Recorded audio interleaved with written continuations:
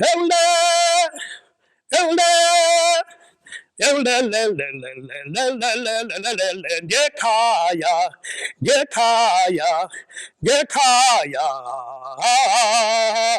Jahambam now, Jahambam now, Jahambam now, Jahambam now, Jahambam now, Jahambam now, Safuru Yekaya, Eule, Eule, Yekaya, Yekaya, Yekaya, Jahambamna, Jahambamna, Jahambamna, Safunu Yekaya. Well, you know, this song is one of the songs that young men would sing when they would leave Johannesburg, where they would be working in the mines. And so when the time comes in December, they would go back to the rural communities where they come from. And they would sing a song that says, I'm going back home. Excited. Because for the first time, after a long time, they would be going to see their loved ones. So even while they're busy packing their things, they would sing, Eule, Eule,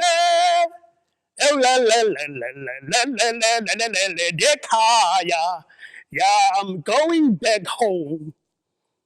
Yeah, it's a beautiful song. My father taught me this song. You know, let me tell you, tonight something very good is going to happen tonight. Yeah? I'm going to win the lotto tonight. Yeah, tonight I'm going to win the lotto. In fact, I mean, come to think about it. I don't know how is it possible that every Wednesday and every Saturday for years I've been playing the lotto but never got to win it. Without fail, every Wednesday and every Saturday I play the lotto, but I don't win it. So in fact, now I've come up with a solution. I know exactly what is happening. Somebody in that lotto office has got a problem with me. And they don't know me, boy. I'm going to sort it out. Me, I sort out my problems.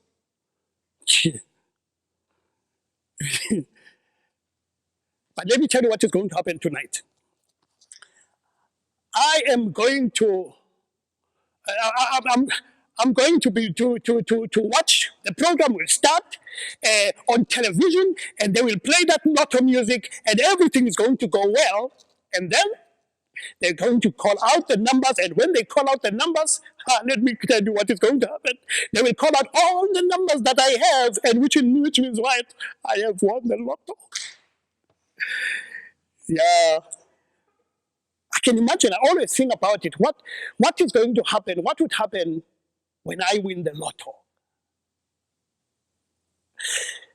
I can see it very clearly. They will call out the numbers, and they will say that I win the lotto. And then, you see, I'm staying in a shack. And then what I'm going to do is I'm going to take everything in my shack and I will give it over to other people. And then they will tell me that I must come to their offices in Johannesburg. Oh, yes. From my shack, I will take a taxi, and the taxi will take me to the airport. When I get to the airport, they will tell me which aeroplane amongst these aeroplanes is going to take me to Johannesburg. I will not care. When I get to the aeroplane, they will tell me, they will look at my ticket and they say, no, sir, your seat is number seat A something whatever. Hey, and then I'm going to go and sit on my seat. Vroom, fly to Johannesburg. When we get to Johannesburg, and then they're going to take me with a car, pick me up, and take me to the lotto office. When I get to the lotto office, they will make me wait in the waiting room, and they will give me coffee and scones. Oh, yes, I will eat my coffee and drink my scones. No, I will eat my scones, and I will drink my coffee. And then by the time, I'll be waiting for Mr. Bigman himself, who will be busy maybe in his office. And so after a time, they will open up, he will open his office and he will come and he will shake my hand. I will shake his hands and the two of us will go into his office and discuss a matter that is very important. my money. So, so we will go into his office, and then afterwards, as soon when I come out of his office, I will come out of that lotto office a multi-millionaire. Yes, and then straight from the lotto office back to the airport, and then from the airport flew right straight to Port Elizabeth. When I get to Port Elizabeth, I'm not going back to my shack. No, I'm going to go to Summersland, where they have got big houses that overlook the sea, and I'm going to go to that place where they sell houses, and I'll tell them, listen, I'm looking for a house. This lady is very good. She's got very good manners. She's very good with the people. So she will show me a book that has got all the different houses. And then I will tell her, no, not this one. Oh, definitely not that one. That one looks very ugly. Yes, this one. Yes, I like this one. And I will buy me a house that overlooks the sea, where every day I can wake up in the morning and wave at the waves, and the waves will wave back at me. Yes, it will be a very good day because I will buy me and my wife a beautiful house in Summerstrand. But first, I need to sort out the problem. Somebody in that letter office has got a problem with me. No, but they don't know me. No, they must ask me. I mean, I've been staying in a shack for more than 30 years, staying in this shack. Yesterday, every time when the councillor calls for meetings for people, I always go, but I never speak. Yesterday, I spoke. As soon as the meeting started, I lifted up my hands, and the chairperson said, yes, Comrade Ndoda. I said, no, don't say Comrade Ndoda, just call me Ndoda, period. They like to say that. Even with that Mandela, as old as he is, Comrade Mandela, no. It's me, I'm Ndoda. And so I looked straight at the councillor, and I said, excuse me, councillor, where is my house? She looked at me, and she did not say anything. I said, hey, councillor, I'm talking to you, man. Where is my house, man? I mean, why is it that I don't got a house, eh? Yeah, why are you smiling, man? Don't smile at me, man. I'm asking you, where is my house? And then she did not say nothing. And then one of the persons said to me, Maundoda, you're out of order. Hey, don't tell me I'm out of order, man. I'm not out of order, man. I'm looking for a house here, man.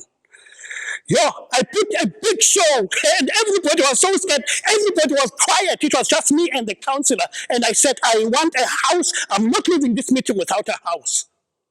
Okay, anyway, I left the meeting without a house. But I'm telling you right now, I know that definitely my house is coming. But maybe I don't need that house because I'm going to get my lotto. These people sometimes can make me angry. Hey. You know, now that you're here, I can tell you my big secret. Well, to tell or not to tell? That is the question. Let me tell you my secret. You know, on the 10th of May, in 1994, on that day, President Mandela was being made the very first black president of South Africa at the Union Buildings in Pretoria. I was there. And you people, you look at me as if you don't believe me. I was there, man. Okay, let me show you. Now, imagine that this is the Union Building there. I mean, the place is filled with people, not just anybody, lots of people. I mean, prime ministers, presidents from other countries, big people, business people, everybody, choirs, everybody. And then everybody is waiting for President Mandela to arrive. And then, while everybody is singing a beautiful song, man, Nelson Mandela, Mandela, Nelson Mandela, Siletela Utol. Yes, singers are singing, dancers are dancing, poets are poeting like that, man. And everybody is waiting for Mandela to arrive. And in comes a beautiful car. Genuine car, limousine, black executive car. Yeah, when people see the car, everybody stands up and everybody starts clapping their hands. Women are ululating. And out of the car comes who? Me.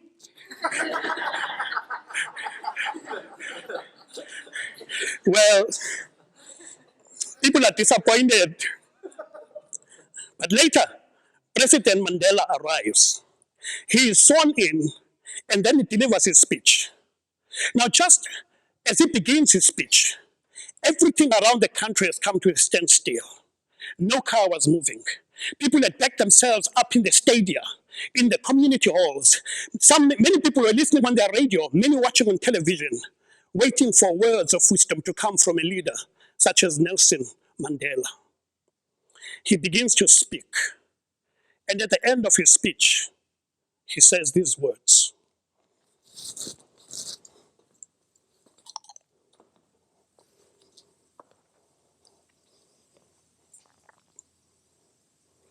Never, never and never again shall it be that this beautiful land will again experience the oppression of one by another. The sun shall never set on such a glorious human achievement. Let freedom reign. God bless Africa.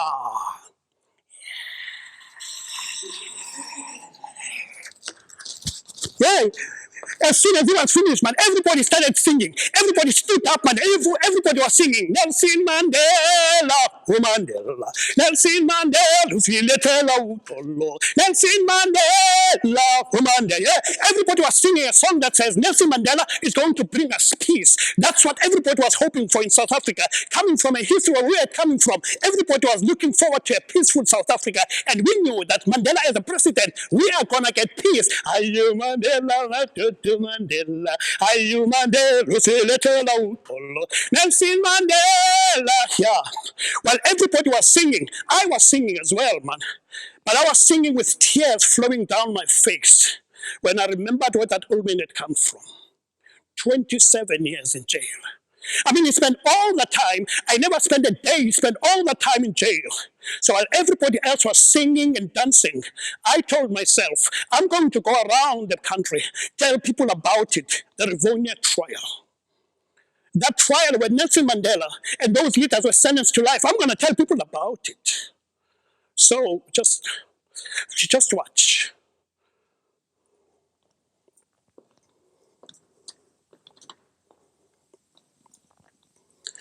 South Africa, ikhaya lam endilithandayo. South Africa, ikhaya lam endilithandayo.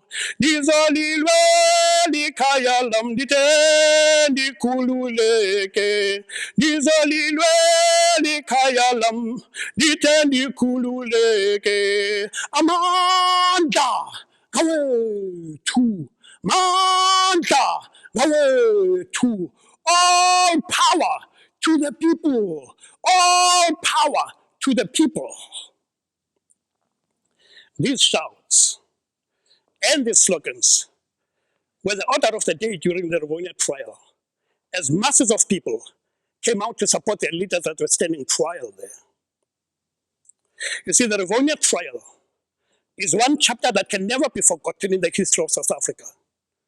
It was at this trial that leaders like Nelson Mandela, Walter Sisulu, Raymond Hlaba, Govan Mbeki, Elias Motsoaledi, Andrew Mlangeni, Dennis Goldberg, and Ahmed Kathrada were sentenced to life. Although it happened in the 60s, it was really a presentation of what had happened before. So the question that was in everybody's mind was, what had happened? Why was it allowed to happen? And what was the future like? But in order for us to be able to understand the Rivonia trial, because the Rivonia trial stood in the center between the period of oppression and the time of freedom. And it was like a bouncing ball that was leading us to the freedom. But in order for us to understand the Rivonia trial, we have to understand the things that happened before the Rivonia trial, because these form the basis for what those men stood for at the Rivonia trial. You see, one of the big players in South Africa is the African National Congress. Now, the ANC was formed in 1912. But even after the formation of the ANC in 1912, in 1913, the government issued the Land Act of 1913. Now, that act took about 75% of the land of the African people. So by 1923, there was a growing number of young men that were leaving their rural communities to go and work in Johannesburg. You see, they would leave their wives and their children in the rural communities so that they can be able to find a better life in Johannesburg. When they left, they thought they were going to a place of milk and honey. But when they got to Johannesburg, they realized that milk and honey was far away from them. But then, in 1948, the National Party won the elections. Yay! Okay, I was not there, but I can imagine it was a big thing, man. It was a very big thing for the Afrikaner people, the African-speaking people of South Africa. They won the elections, man. And when they won the elections, yeah, let me tell you, okay, I was not there, but I can imagine how many parties must have been going on all over the country, eh? And I can imagine Buddha music playing everywhere in South Africa. Jan Pierewit, Jan Pierewit, Jan Pierewit, stand still. Jan Pierewit, Jan Pierewit, Jan Pierewit, stand still. Goeiemorgen, my vrou, is a soentjie vir jou. Goeiemorgen, my baas, daar is mas en die kan. Goeiemorgen, my vrou, is a soentjie vir jou. Goeiemorgen, my baas, daar is mas en die kan. And while everybody was celebrating, let me tell you, the politicians were in a different mood. They were not in a party mood. In 1949, they immediately introduced the Mixed Marriages Act. Now, the Mixed Marriages Act said a person of another race cannot marry a person of another race. So if you were married to a person of another race, you had to explain. I mean, you have to explain whether you were married because you loved one another or you were married because you hated one another. Because that marriage was legally illegal. And then immediately after that, they introduced the Immorality Act. The Immorality Act banned any sexual relations between two people of different races. So if you are found kissing somebody in the street that is not of your own race, you have to explain. Yeah. You had to explain whether you were kissing because you loved one another or because you hated one another. Yeah, I would have kissed as many people I hated in those days. Yeah, but by now it was very clear that this government was not going to be playing marbles. And then they introduced the Group Areas Act. Now, the Group Areas Act said people of different races must stay and own land in their own separate corner. So, but if government wanted the land of another race group, they could easily take it from them. Maybe they wanted to keep that land for white people, they could easily take that land away from that race. And this is how the forced removals came about in South Africa. During the forced removals, families that were staying in land that government did not want them there were forcefully removed. I remember my brother used to tell me about how our family was removed from District 6 in Cape Town. He says he came home this other day and my father was in the house.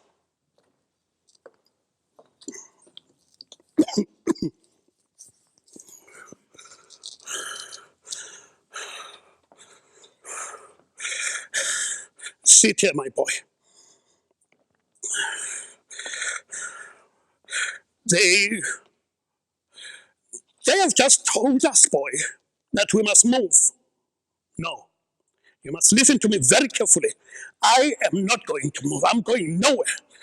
I was born in this place. I grew up in this place. All my friends are here. All my family is here. No, all my dreams are in this house. No, I'm not going nowhere. I tell you what they want, my boy. They just want to push us around as if we're a piece of rubbish. We are not rubbish, man. We are people, man. Me, you, and all these people, we are people, man. We've got flesh and blood just like them. No, I am not going anywhere. If they want me to go, they must kill me first. They must kill me. I'm not going anywhere.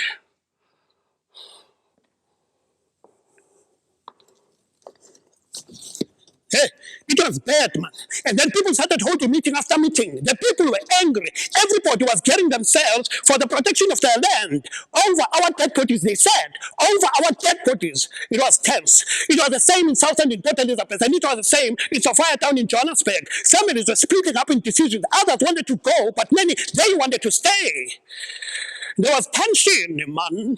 Fathers were going to lose their houses and children were going to lose their homes, the streets were busy and everybody was confused. People were singing, Sikalela Izwelethu, Sikalela Izwelethu, Mzulu nomXhosa nomSotho hlanganani, wemZulu nomXhosa nomSotho hlanganani, izophela i-apartheid, izophela i-apartheid, mzulu. And then they came. Caterpillars were there. Those big machines that they used to destroy people's houses, those machines were there. Police were there in their numbers. People were standing in front of their houses. Many, they were in the street, they were singing. And then a cue was given for the destruction to begin, as if that was the cue. The song started from the beginning. Sikalela, Izwelethu, Sikalela. Police threw take a scoop. And then people started running from one direction to the other. And then drum, drum, drum, drum, drum, drum,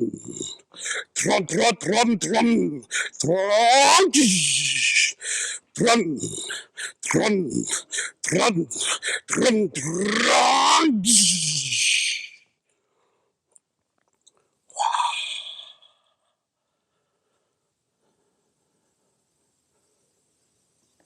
It was all over. People had left their homes. Others, they were scrambling for their remaining goods. There were cries.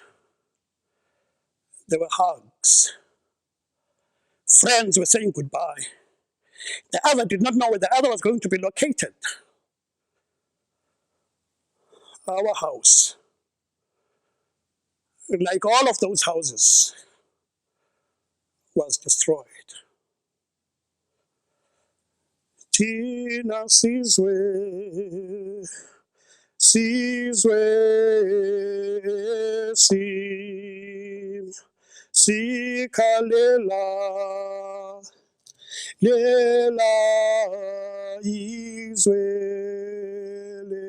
tshela thathwa ngamabhulu. And then they introduced the pass laws. Now, the pass laws said African people needed to have a book, something that shows that they have a right to be in South Africa. These are South Africans, but they needed to have a right to show that they have a right to be in South Africa. So police could just come into anybody's house, anytime, to search for the passbook, if you have the passbook.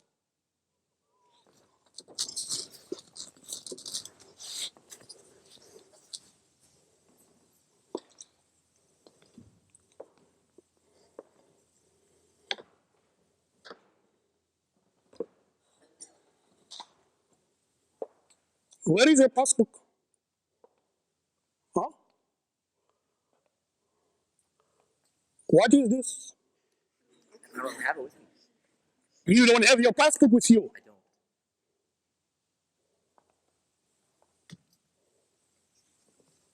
Where is your bloody passbook? I must have forgot it at home. You forgot your passbook at bloody home? At bloody home, yeah.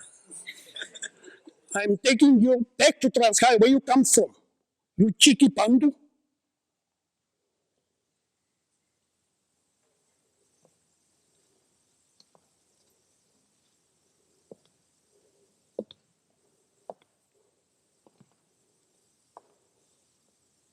Why are you sitting like that? Where is your passbook? I don't have it. You don't have a passbook? No, I don't. Where do you think this is, huh? What do you think this is? You think this is bloody drama? Huh? You think I'm acting? Where is your bloody passbook?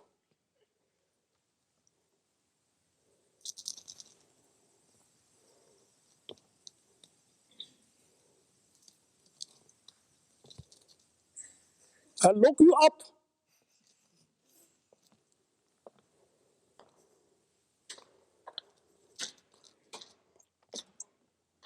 And sometimes they could even come anytime, early in the morning. I mean, come into somebody's house. Hey, Oma, open up. See, I say, open up. Yeah, come. So, where is your passport? Huh?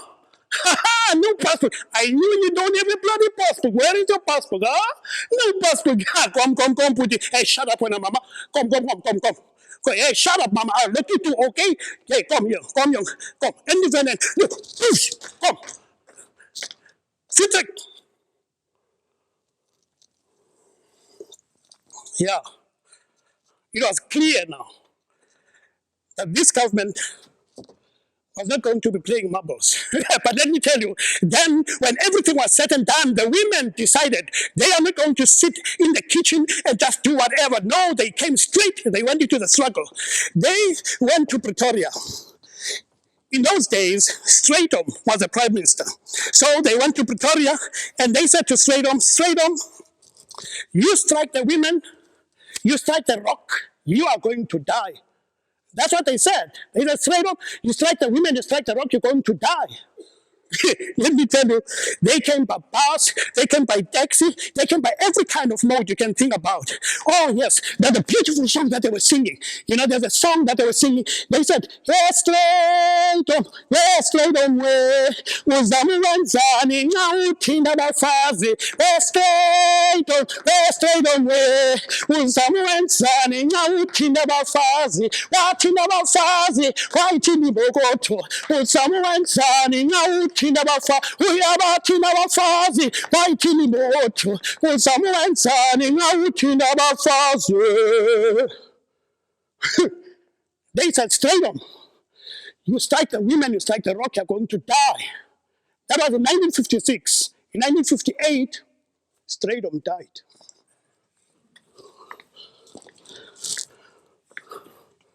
Yeah. But by now, everybody knew that we were in a country that was far different from what everybody had been thinking about. Now, fast forward to August 1962. In August 1962, Nelson Mandela was arrested. Later, his co-accused at the Rivonia trial were arrested. And so the Rivonia trial started. Now, then there is this one day, that beautiful day. It was the first day of the Rivonia trial. There was something powerful seen coming right in Pretoria. It was a powerful convoy that came. It came in front of that convoy. It was 3 cars. Those cars were carrying senior police. Behind it, it was a van that was carrying policemen with stem guns. Behind it, it was a van that was carrying the accused. That van was segregated. It was divided into 2. Behind it, it was more police and more police and more police. And that convoy cut through Pretoria, and then it came to Pretoria High Court. When it got to Pretoria High Court, those big iron gates opened up wide. They opened up wide, and the convoy walked in. And as soon as that convoy walked in, those big iron gates went closed. Bah! And there was even more police at the Pretoria High Court. There were so many police on that day that Pretoria High Court had never seen so many police. Now, when you came inside the court was divided into 2. On this side, it was a side where non-whites only would sit, and on this side, it was a side where whites only would sit. So everywhere, the whole place, behind the court there was police. In front of the court there were police. Men, the buildings, against the court, there were so many police. There were so many police at the Pretoria High Court that day. And then, when that van came inside the court, those police with 10 guns jumped off those vans, and there was even more police at the Pretoria High Court. And then the accused had been chained from the cells, and they were brought up into the court. And when they came, this trial was different. When they came, the first person to come up was Nelson Mandela. He came, and the first thing he did, he turned and he saluted to the people, Amandla, and everybody said, away to all power to the people. And then it was Walter Sisulu, he did the same. And then it was all the accused, they came and they did the same. And that, the state said, no, we don't like this. Usually, what they would do in the court is that they would bring the accused, and when they bring the accused, and then later the judge would come in. No, they change it around. Before they brought the accused, they brought the judge. Because these accused had decided that they were going to take matters into their own hands. It was a beautiful trial. It was something of a totally different trial, the Rivonia trial. You see, the Rivonia trial is a classical psychological battle between the state and the accused. What the accused said, while Dr. Yuta, the state was going on with trying to solve a legal case, these accused, they were a problem not only to the prosecutor, they were a problem to their own defense, because they said that they are going to use this trial so that they can be able to tell the whole world about what was happening in South Africa. To them, it was not a legal trial. It was a platform for them to be able to tell the whole world what was going on in South Africa. And now, ladies and gentlemen, welcome to Pretoria High Court. Let me introduce to you to who we have here. In front of us, we have the judge, Judge Quartus de Wet. Now, Judge de Wet was an Afrikaner, African-speaking South Africans. He was very proud, a very proud man, very proud of what the Afrikaners had achieved. But also, although he was a proud Afrikaner, he was not a spy. You could not tell. He was unpredictable. You could not tell what this judge is going to do. So it was a problem both for the prosecutor and the defense, because they could not tell what he's going to do. On this side, we have the prosecutor. We have Dr. Yuta, the prosecutor. Now, Dr. Yuta was a man, he learned the law. He was a learned man. He understood the law in and out. He knew the law. But you see, in this trial, Dr. Yuta, you see, he was not necessarily the senior of all those that could have prosecuted this trial. But he wanted this trial because he was an ambitious man. He wanted to make sure that these accused are getting a death penalty.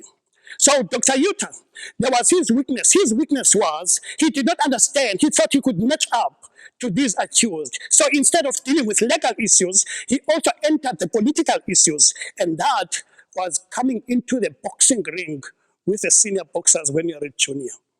So that was Dr. Yuta, the prosecutor. Now on this side, we had the defense team. Now the defense team was led by a man called Bram Fischer, Abraham Fischer. Bram Fischer could have been anything in South African society. I mean, he could have been a judge president, or he could have even been one of the members of the parliament. In fact, even in the cabinet of South Africa. His family, both his father and his grandfather, held very high positions in South Africa, both in the legal fraternity and also in the political arena. But you see, Bram had decided and taken a decision that he was going to side himself with the struggle of the African people. So he joined the Communist Party, and that obviously became a big problem with the government of South Africa.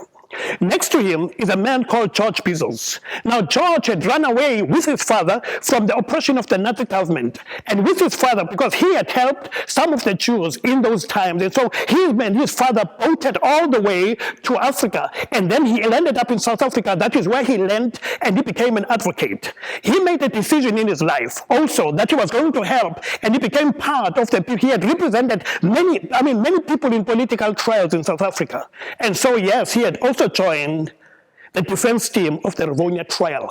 Next to him is a man called Arthur Chaskerson. Now, Arthur Chaskerson was one of those people. He just made a decision. He held a principle within himself, and that principle was that he was going to represent anybody who never had anybody to represent them. So he voluntarily would just volunteer his services for people so that people could have a representation. And he had represented many people, even in other political trials leading up to the Rivonia trial. Next to him, we had Joel Joffé.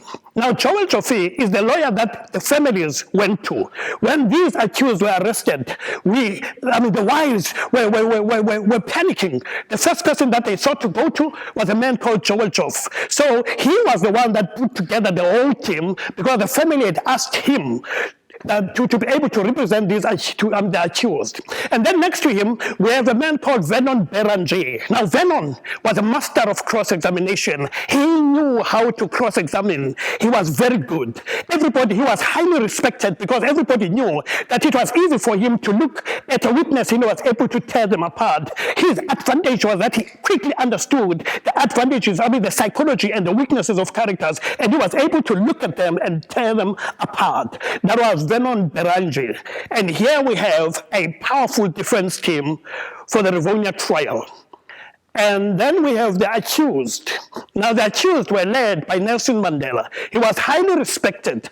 Everybody, even the police, they respected him so much. Even when the way they were handling everybody, it was different when they were handling Nelson Mandela. He was respected by the defense. He was respected by the accused. He was a leader of leaders, Nelson Mandela. And we have the rest of the accused. And ladies and gentlemen, the Rivonia trial begins. Now, when these accused were arrested, there was another guy that was arrested with them. Now, his name was Arthur Goldrich.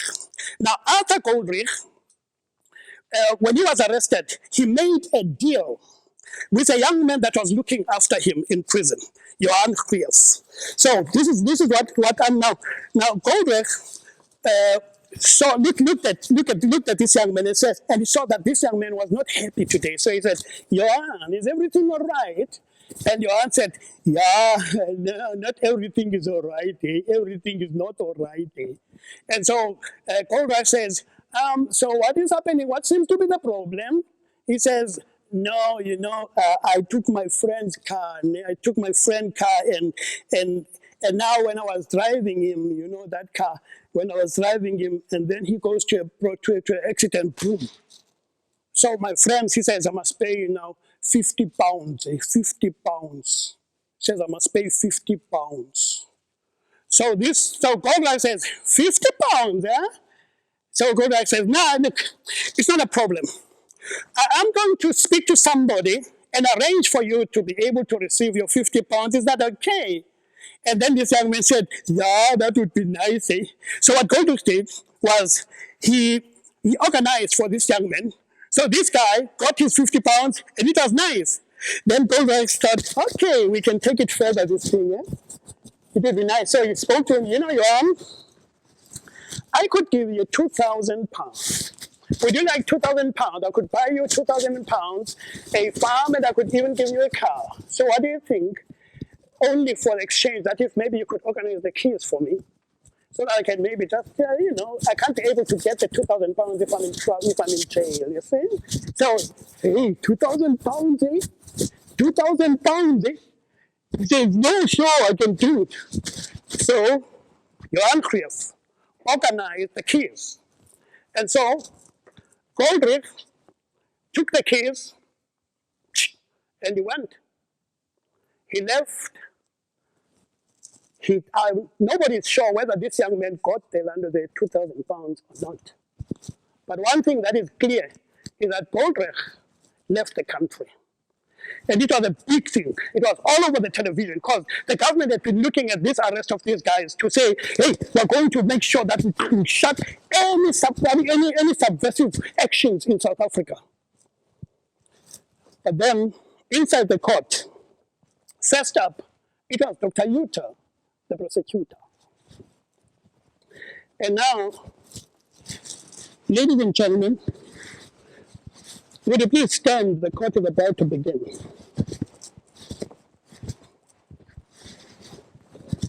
Ladies and gentlemen, would you please stand? The court is about to begin.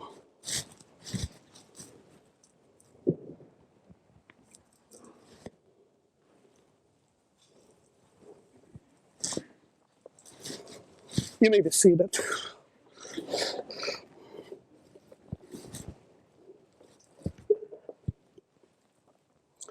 Now, my Lord, I think it is very important that we understand what we're dealing with here. All the accused represent the ANC. Now, the ANC is a political organization, my Lord, yes, but it is an organization that has been driven and operated underground. This organization, my Lord, has embarked on a planned program of trying to overthrow the government by force. It was planned by these accused, my Lord, to set up all over the country revolutionary units that were going to spearhead the program of violence, which was going to be followed by the invasion of the country by force. In the midst of that rising chaos, it was planned by these accused to set up a revolutionary government in this country. You see, the charges here, my Lord, are too serious.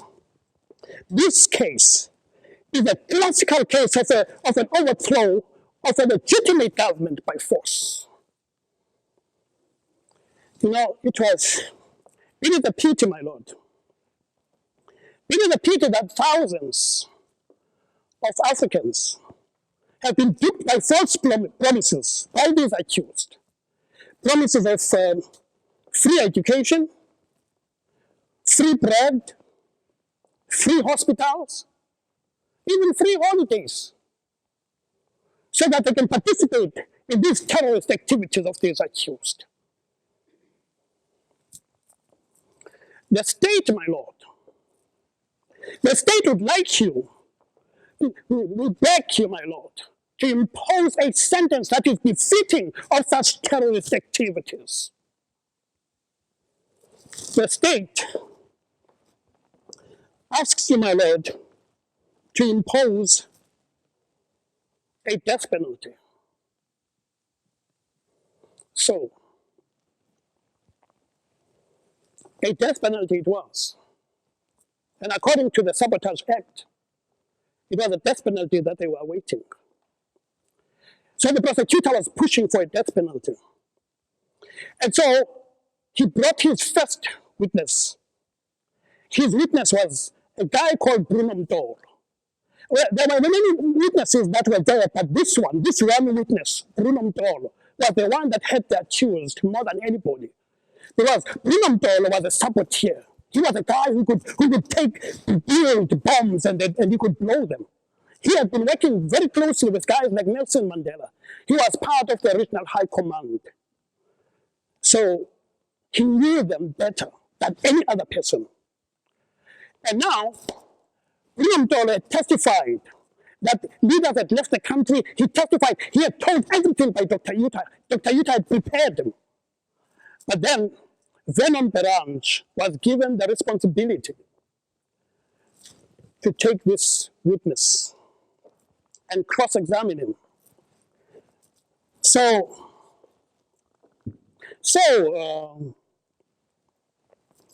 Mr. Mtolo, you have testified that in 24 hours, you decided that you are going to tell the police everything that you knew. Yes, my Lord. Everything. You said you're going to tell the police everything just in 24 hours because you said that the leaders, Nelson Mandela and Walter Sisulu are rich. Yes. And you said that you were going to tell the state just because the leaders had left the country. Yes. And that you were deceived, that everybody was deceived. Yes. So you decided that you were going to tell the police that the leaders, because the leaders had left the country. In the 24 hours that you were arrested, how many leaders left the country? Which leaders had left the country? Joe Slovo left the country, and there were others. And what about Nelson? Did he leave the country? No. In fact, Nelson, I respect Nelson. He's one of those that I respect. So Nelson did not leave the country. What about Sisulu? You see, look at these men, Mr. Mtolo. Did any of them leave the country in the 24 hours that you were arrested? No. Have you ever been arrested for theft? Yes. Oh, so you've been to jail how many times? Yeah, 3 times. And in all of those cases, it was for theft and lying. Yes. So, Mr. Mtolo, I put it to you that you decided that you were going to tell the police everything not because you're frustrated by the leaders, or not because, you have never been, have you ever been arrested for any for your political beliefs? No. I put it to you that you have decided that you are going to tell the police everything, that you're going to testify against these accused for your own benefits. You're selling them out, Mr. Mtolo. And then all of a sudden, Dr. Yuta was in trouble because his witness, this was his key witness, and Bruno, and Venom Peranjo was taking him apart. And then, but he had a thing, Dr. Yuta. He made sure, because you see what he did, he treated Walter Sisulu, of all the accused, he wanted to make sure that Walter Sisulu was isolated, because they said that Walter Sisulu is the one that is less educated of all the accused. So when Dr. Yuta was going at Walter Sisulu, he was so surprised by what he found. Well, Sisulu, there is a document, Sisulu, that is called, the gun, the document. Do you know this document? Yes, I know the document. And Sisulu, where was this document drafted? In Soweto? In Soweto. Where in Soweto was it drafted? In the southern part of Soweto. In the southern part, where's Sisulu? Where is this? Where in Soweto? Sisulu looked at him. You want the house? Well, I'm not going to give you the house. And then he said, you're not going to give me the house? Answer the question. He said, no, I'm not going to answer that question. And the judge looked at Sisulu. Sisulu, you're not going to answer that question? No, my lord. And it was difficult because the accused had made a decision that anything that was going to make sure that other people outside were arrested, they were not going to say nothing like that. And this was a big problem. And then he failed with Walter Sisulu. So Sisulu, you say that you are not going to say anything. No, I'm not going to say nothing. Then he said, my lord, I wish that this court must take note of this behavior like this, my lord. He was frustrated. The prosecutor was so frustrated. But at the end, after he presented every witness of his, it was clear that the case of the prosecution was not succeeding. Because these witnesses had decided that they were going to protect the people that were outside, and that they were only going to speak what they want to speak in this court. Nelson Mandela was given the responsibility to read a statement from the dock. I am the first accused. I hold a bachelor's degree in arts and has practiced as an attorney in Johannesburg for a number of years in partnership with Mr. Oliver Tambo. At the outset, I wanted to say that the suggestion made by the state in its opening, that the struggle in South Africa is under the influence of foreigners, is wholly incorrect. I have done whatever I did, both as an individual and as a leader of my people, because of my own experience in South Africa, and because of my own proudly felt African background, and not because of what any foreigner might have said.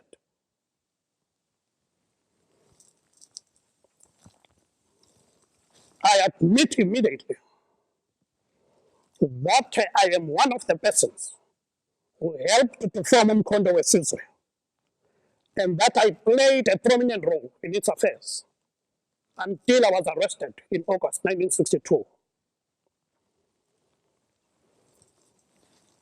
My lord, in the words of my leader, Chief Albert Luthuli, who became the president of the ANC in 1962, and who was later awarded the Nobel Peace Prize, who will deny that 30 years of my life have been spent knocking in vain, patiently, moderately, and modestly at a closed and a barred door. In 1960, there was a shooting in Sharpeville, which resulted in the proclamation of a state of emergency and the declaration of the ANC as an unlawful organization. My colleagues and I, after careful consideration, decided that we would not obey this decree. My Lord, Africans wanted to be paid a living wage. Africans want to perform work which they are capable of doing, and not the work which the government decrees them to be capable of doing. Africans wanted to be allowed to live where they work and not to be endorsed out of an area because they were not born there. Above all, we want equal political rights, because without these, our disabilities will be permanent. I know this sounds revolutionary to the whites in this country, because the majority of voters will be Africans. This makes the white man fear democracy. But this fear, my Lord, cannot be allowed to stand in the way of the only solution which will guarantee racial harmony and freedom for all. This, then, is what the ANC is fighting. Their struggle is a truly national one. It is a struggle of the African people, inspired by their own suffering and their own experience. It is a struggle for the right to live.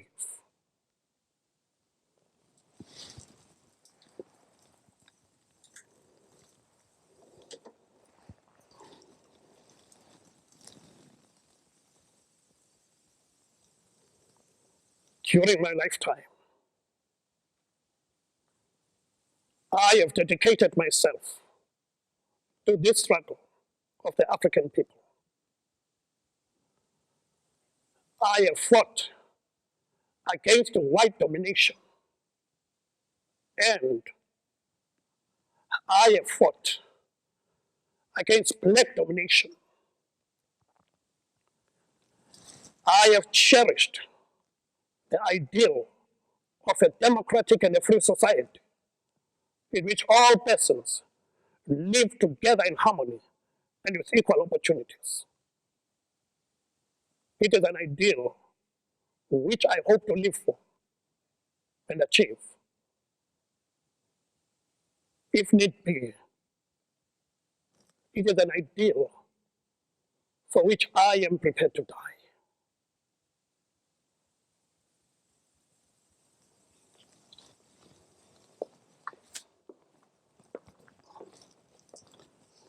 Nelson Mandela,